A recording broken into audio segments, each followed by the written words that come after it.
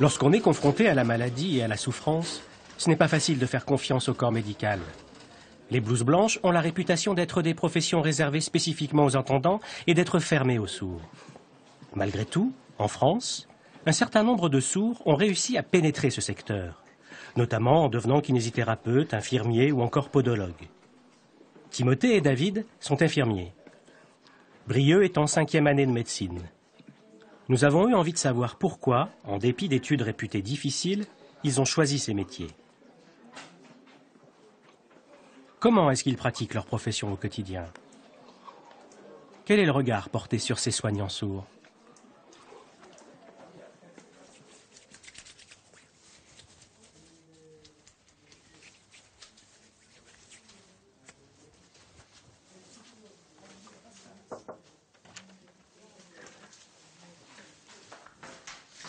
Puis que vous allez partir en 2 heures, je vais enlever l'aiguille. Puis que vous n'en avez plus besoin, vous allez prendre le traitement par la bouche. Donc bon, je vais vous aider à enlever la manche, d'accord?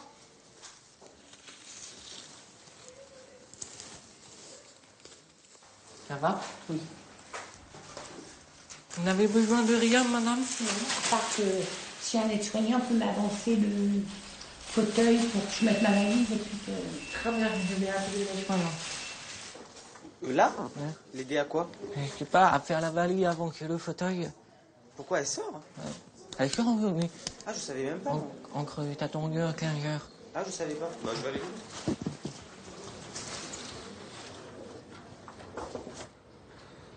Quand tu étais petit, t'avais déjà envie de faire ce métier-là?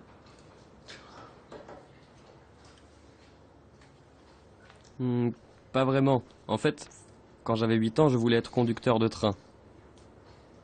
Mais j'ai rencontré quelqu'un à la DRH de la SNCF qui m'a expliqué que ce serait impossible pour moi de travailler dans un train, pour des raisons de sécurité au niveau de la circulation. J'étais passionné par les cours de SVT. J'adorais la biologie. Alors je me suis plongé à fond là-dedans et j'ai choisi de faire médecine.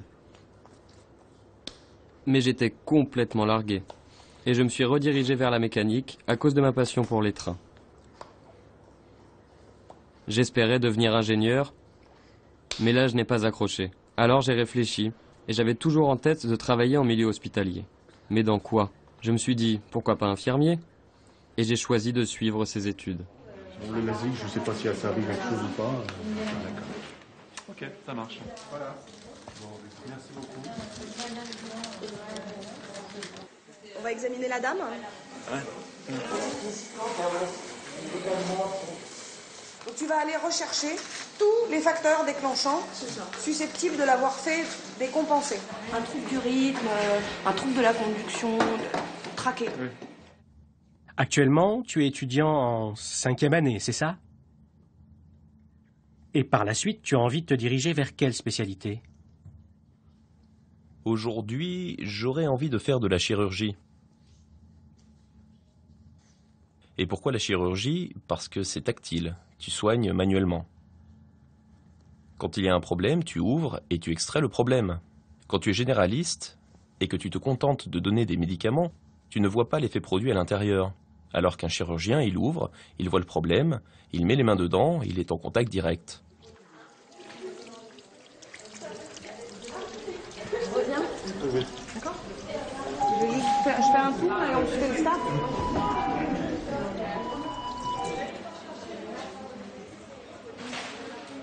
A nécessité une fibro hier avec la présence de sécrétions qui sont quand même un petit peu plus fluides, moins purulentes. Et j'ai refait le point sur l'ajustement de posologie de son TNC 207. Pour moi, ce qu'il y a de plus difficile dans les stages, dans le fait de travailler à l'hôpital, c'est ça. C'est les moments de réunion avec les médecins, parfois avec les infirmiers. C'est lourd, ça fait beaucoup. J'ai en charge 4 patients. Alors, avant les réunions, je potasse bien le dossier de chaque patient. Et du coup, c'est plus facile de suivre ces réunions. La chirurgie thoracique a été inventée, entre autres, pour la tuberculose. On revient 50 ans en arrière parce qu'on est confronté à un microbe extrêmement résistant. Voilà. Ça explique pourquoi les gens viennent avec des lésions comme celle-là. Voilà. Ça c'est très très évocateur de lésions de tuberculose. Ça peut être d'autres choses aussi. Ça peut être quoi d'autre comme type de lésion? Qu'est-ce qu'on a quand les gens, quand on leur fait un examen microbiologique des voies aériennes? Qu'est-ce qu'on fait comme examen et qu'est-ce qu'on trouve? On fait un CBC, ouais. C'est un examen qui est relativement simple, assez sensible. Voilà, on n'est pas obligé d'isoler tous les gens qui viennent pour une suspicion de tuberculose. Ça va bien réfléchir, bien prendre en compte, parce que techniquement, c'est pas forcément facile d'isoler tout le monde. Pour les cours en amphi, ça se passait comment? Avec les autres étudiants? Avec les professeurs? Comment ça se passait? En première année, comme c'était nouveau, j'allais régulièrement en cours. Bon, parfois, je comprenais un peu. J'essayais de lire sur les lèvres, mais au bout de 10 minutes, j'étais fatigué. Alors 1 heure ou 2 heures de cours, c'était impossible. Je regardais ce qui était projeté sur le tableau, mais bon, en fait, je préférais travailler dans mes bouquins, c'était la même chose. Et puis, au bout de 2 ou 3 mois, j'ai arrêté d'aller en cours. C'était pas la peine puisque je travaillais à partir de mes livres. Et beaucoup d'entendants font la même chose. Ils viennent rarement en cours, sauf si le prof est vraiment génial. Là, ils viennent, mais pour le reste, ils s'en dispensent. Et mes notes à partir de mes bouquins, ça me suffisait. Si les entendants ont une mémoire auditive, moi, j'ai plutôt une mémoire visuelle.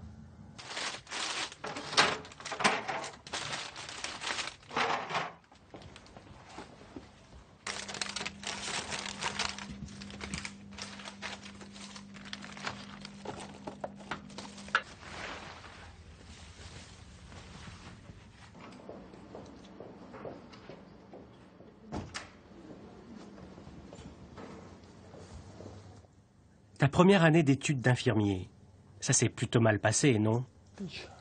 Déjà, au concours d'entrée, quand j'ai annoncé que j'étais sourd, les formateurs ont pensé que j'étais sourd léger puisque je parlais bien. Ils n'ont pas fait plus attention que ça. J'ai été pris en première année et là, ça a été dur. J'ai rencontré beaucoup d'obstacles. Les cours étaient longs, 4 heures d'affilée. Il m'arrivait de piquer du nez. Et le formateur me voyait. Du coup, je donnais une mauvaise image.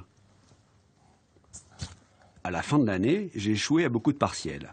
Et j'ai dû aller au rattrapage. J'ai réussi le rattrapage et le formateur était surpris. Il a réalisé que j'avais des capacités. Il imaginait que j'étais fainéant, que je ne faisais rien, que je n'étais pas attentif. Et là, j'ai compris ce qui se passait. Il ne comprenait pas ce que ça impliquait d'être sourd et les problèmes que ça engendrait.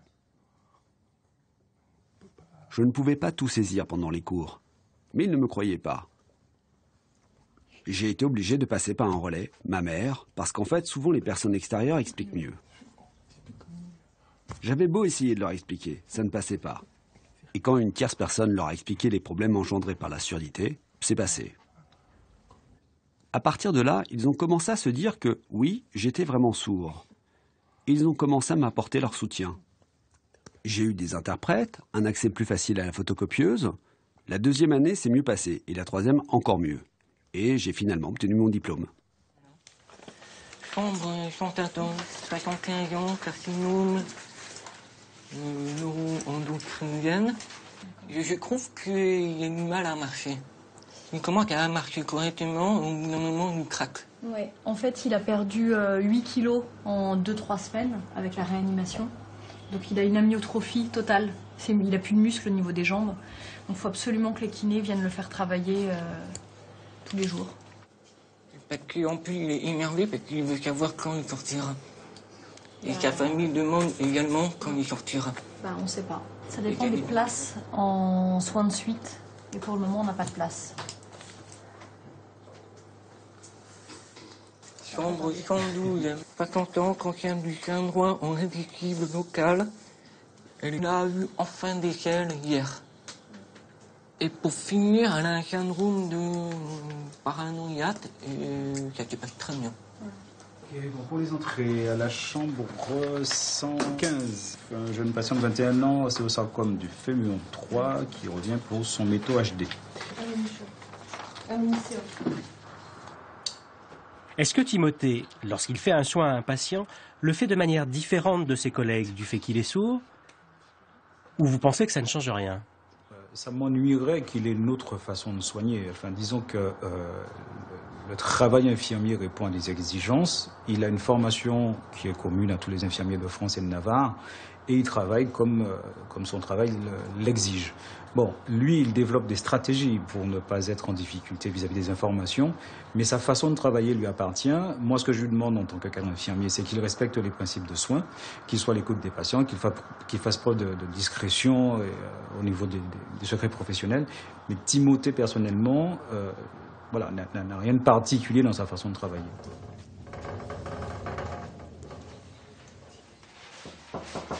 Oui.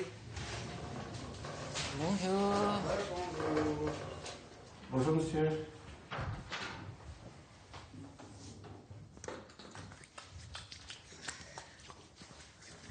Comment allez-vous? Ça va très bien, et vous-même? Bien.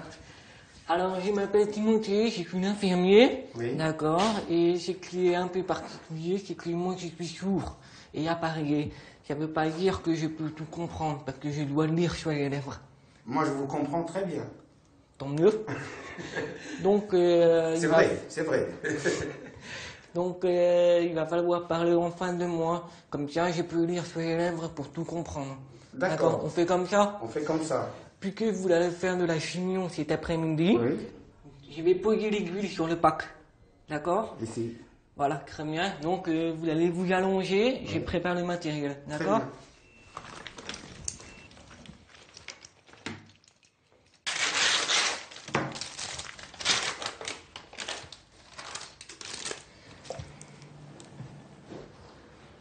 J'étais en train de regarder les caricatures sur le mur derrière toi. Est-ce que tu as la tienne? Elle est où?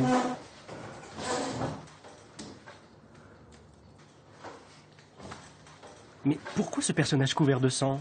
Tu peux m'expliquer? En fait, si mon personnage est taché de sang, c'est qu'on avait un patient à qui il fallait changer le pansement. En fait, il fallait curer la plaie. C'était un peu sanguinolent, et la plupart de mes collègues n'avaient pas franchement envie d'y aller. Ça leur donnait envie de vomir. Ils me demandaient de les remplacer parce que moi, ça ne me dérangeait pas. Et à chaque fois, c'est moi qui m'y collais. Et je creusais. Parfois, on demandait à un étudiant de le faire, et comme je trouvais qu'il ne creusait pas assez, je lui prenais l'instrument des mains pour lui montrer. Et je creusais, je creusais. C'est pour ça que mon petit personnage dit « Vas-y, creuse encore ». Parce qu'il fallait creuser. C'était important que ce soit propre. Et j'avais parfois du sang sur les mains. D'où ce personnage. Je suis prêt. On y va? On y va. Je cherche. Là, je désinfecte. Vous allez bomber la poitrine quand j'y pique, d'accord? D'accord.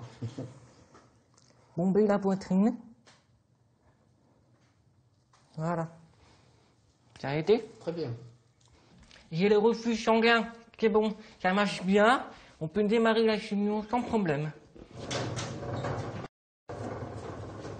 À tout à l'heure, monsieur. À tout à l'heure, Timothée. Si vous m'appelez, votre sonnette est sous l'oreiller. Oui, oui. D'accord? Oui. Merci, à tout à l'heure. Merci. Merci bien.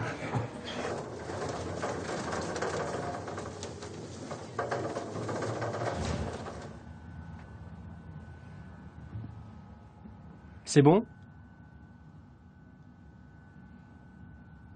T'inquiète pas, tout va bien. Parfait. Le problème du stéthoscope, c'est que ça se met dans les oreilles, et moi, j'ai besoin de mes appareils pour entendre. J'en ai cherché ici en France. J'ai essayé tous les stéthoscopes, mais aucun ne convenait. J'entendais bien un peu, mais c'était trop faible. En fait, j'ai continué à chercher, et il se trouve qu'il y a un étudiant en médecine. Je crois qu'il est en 7e année à Paris 5. Il est malentendant, mais pas trop lié au monde des sourds. Lui, il avait acheté ça, et il me l'a fait essayer. Ça me paraissait pas génial, mais bon.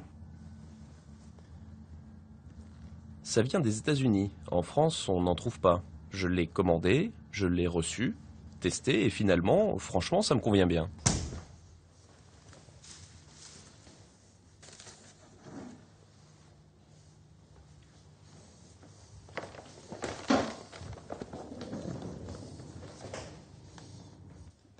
Quand j'ai commencé, ça a été difficile de m'intégrer. Et puis, petit à petit, j'ai réussi à trouver ma place.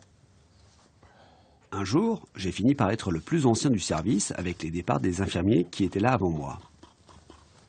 D'autres collègues sont venus prendre leur place et c'est moi qui me suis retrouvé à les former. Et les étudiants, comment ils te voyaient?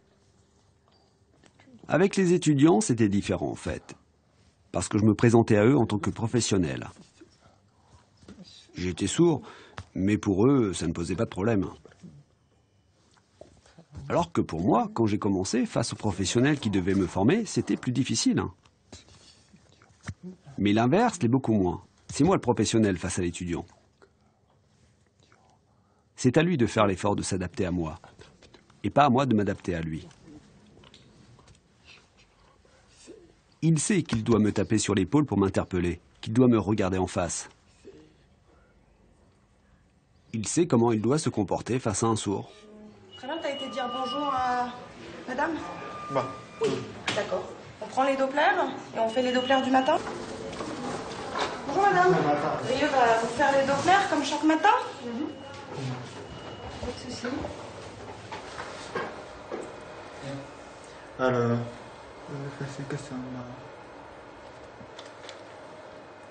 vous êtes prête, madame? C'est bon, c'est parti. C'est parti, très bien.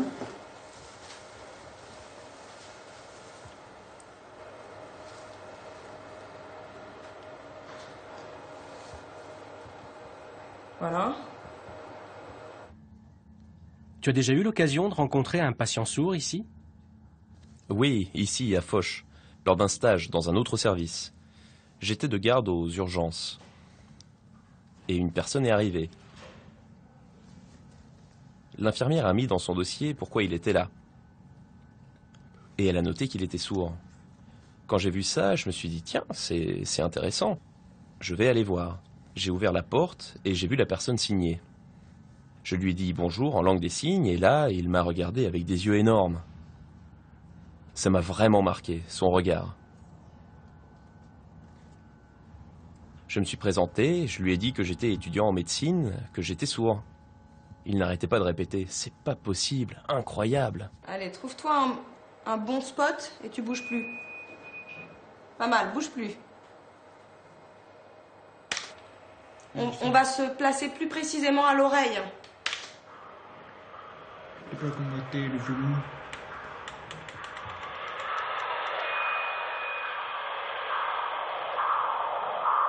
Ouais. On est bien dans des ranges aigus. Hein? Ouais. Et que tu confirmes par ton tracé. Ah, tu vois, tu le perds là.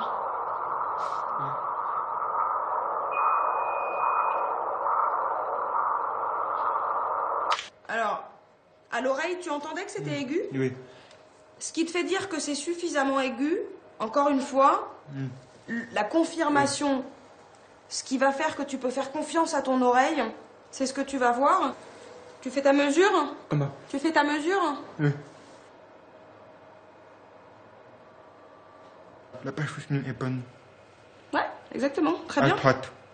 Madame, il faut comparer à gauche. Brieux vous dit que la perfusion à droite est bonne. C'est parfait. Merci. Tu me fais le petit compte-rendu sur l'ordinateur? Oui. Tu me rentres la feuille des dopplers? Voilà.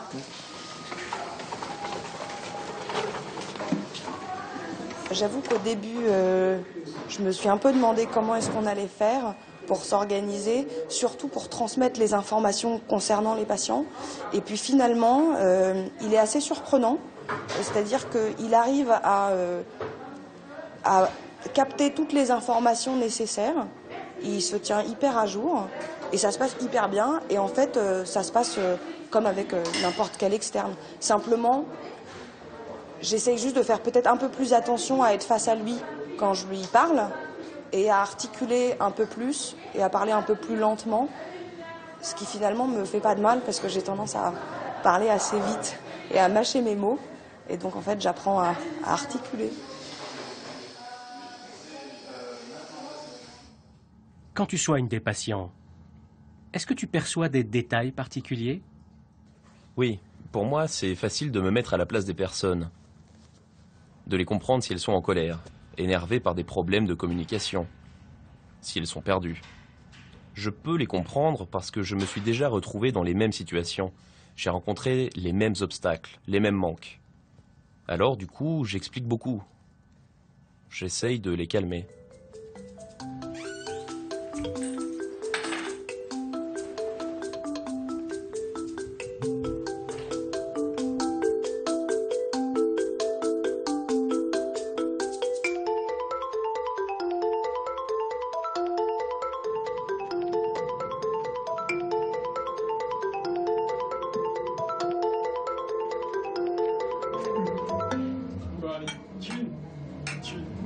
Tu m'avais raconté que tu avais des problèmes au boulot et que tu avais rencontré beaucoup d'obstacles. Mais depuis 3 ans, ça se passe bien. Oui, ça se passe bien là. J'ai de la chance d'être dans une équipe qui me soutient, qui m'aide facilement. Comme je ne peux pas téléphoner, quand je leur demande, ils acceptent tout de suite. Aucun problème. C'est vraiment bien. Moi, j'ai une stratégie. Dès que les 2 internes sont arrivés, je suis allé les rencontrer et je me suis présenté. Parce que là, c'était un peu mon territoire. Je leur ai expliqué tout ça et ils ont dit OK. Et depuis, ça se passe bien. Ils se sont adaptés à moi. J'ai compris qu'il fallait vraiment s'imposer pour que les gens t'acceptent. C'est comme si on mettait en place un accord. Après, c'est clair pour tout le monde. Oui, mais là, tu commences à avoir de l'expérience, c'est plus facile. Au début, t'es un peu perdu avec les soins que tu ne sais pas toujours faire. Ce n'est pas facile de dire « je suis sourd, alors tu me regardes en face ». Ouais, c'est clair. C'est pas possible. Moi, je ne dis pas que je suis sourd. Je ne dis pas non plus que je suis malentendant. Je dis simplement que j'ai des problèmes d'audition. Parce que répéter, raconter, je suis né sourd, blablabla, à chaque fois, à chaque client, c'est quand même fatigant. Hein.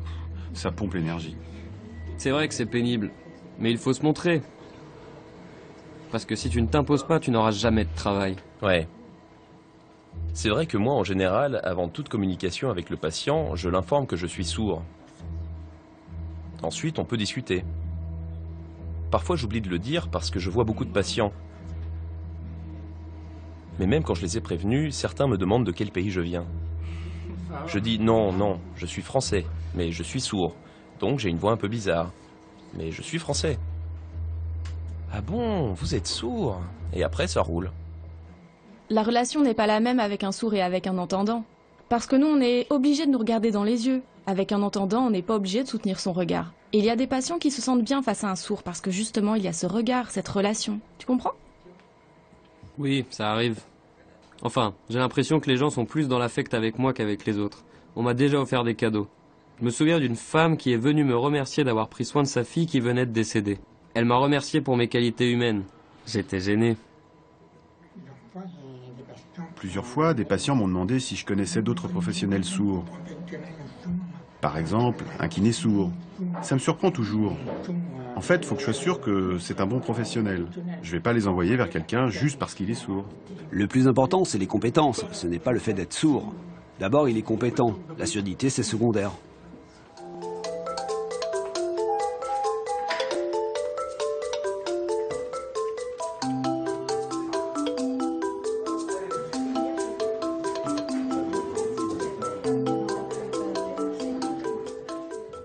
Lors de tes stages, est-ce qu'il t'est arrivé de ne pas pouvoir faire ce qui t'était demandé?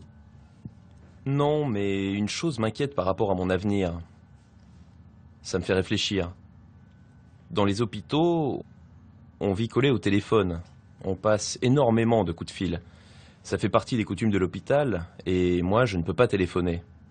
Donc plus tard, si je travaille comme médecin en milieu hospitalier, il faudra que je puisse téléphoner. Du coup, ça va peut-être changer mon orientation. Tout ça dépendra de la capacité de l'hôpital à s'adapter ou pas. C'est la difficulté, on verra.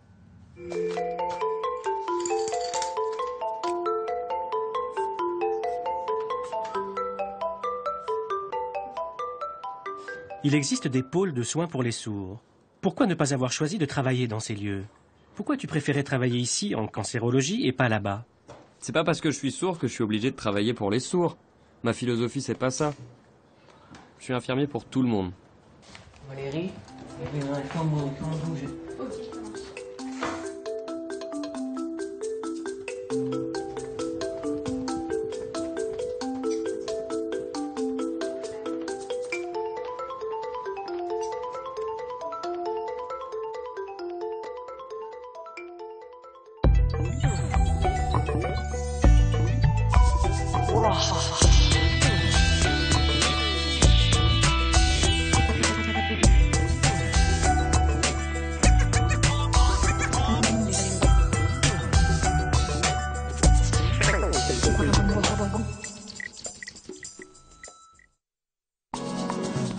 Retrouvez les infos et les dossiers de l'œil et la main en un seul clic sur france5.fr.